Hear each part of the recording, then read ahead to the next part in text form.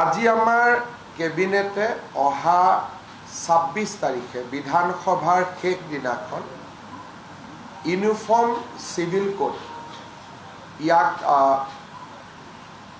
সদনত উপস্থাপন কৰিবলৈ সিদ্ধান্ত গ্ৰহণ কৰে।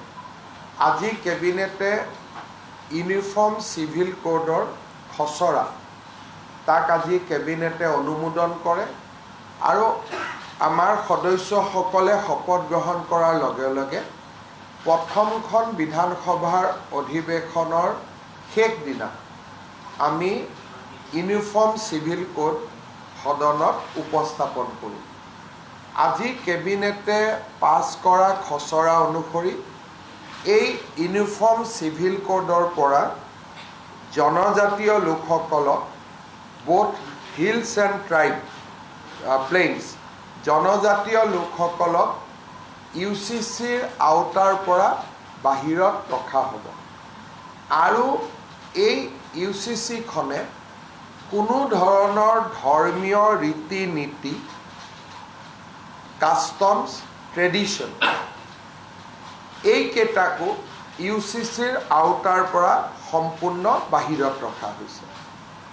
আমাৰ মনত কিছুমানে প্ৰশ্ন কৰিব পাৰে যে এতিয়া UCC মতে পূজা হ'ব নেকি, UCC মতে নাম প্ৰসংগ হ'ব নেকি, এই ধৰণৰ প্ৰশ্নবিলাক যাতে উত্থাপন নহয় সেইকাৰণে UCCৰ পৰা ধৰ্মীয় পৰম্পৰা সম্পূৰ্ণৰূপে বাহিৰত ৰখা হৈছে। তাৰমানে ৱে অফ প্ৰেক্টিচিং ৰিলিজিয়ন, নামাজ কেনেকৈ পঢ়িব লাগে তাত কোনো চৰকাৰৰ মতামত নাই, UCCয়ে তাক ডিল নকৰে।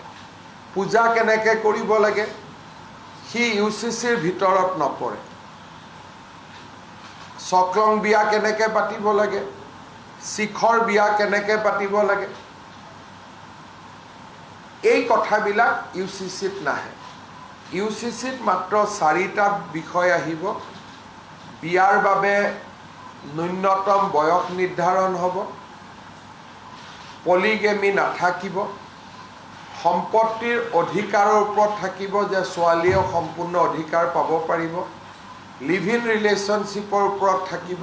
এই ধৰণে ধৰ্মীয় পৰম্পৰাক কোনো ধৰণে হস্তক্ষেপ নকৰাকৈ আন বিষয়সমূহতে UCC আহিব, যেনেকৈ এটাতকৈ অধিক বিয়া নকৰোৱা, সম্পত্তিৰ অধিকাৰ ছোৱালীলৈকে আগবঢ়োৱা, আমাৰ মেৰেজত কম্পালচৰি ৰেজিষ্ট্ৰেশ্যন প্ৰয়োজন বা বিবাহ বিচ্ছেদৰ নিয়ম কেনেকুৱা হ'ব। গতিকে UCCত এটা স্পষ্টীকৰণ হিচাপে মই আগবঢ়াইছোঁ যে জনজাতীয় লোকসকলক এই UCCৰ আওতাৰ সম্পূৰ্ণ বাহিৰত ৰখা হ'ব আৰু ধৰ্মীয় ৰীতি নীতি পৰম্পৰা সি হিন্দুৰে হওক, ইছলামৰে হওক, খ্ৰীষ্টিয়ানৰে হওক বা কাষ্টমাৰী নীতিয়ে হওক, এইবিলাক UCCৰ ভিতৰত নাহে। অৰ্থাৎ আগতে যেনেকৈ চলি আছিল সেইবিলাক তেনেকৈয়ে চলি থাকিব।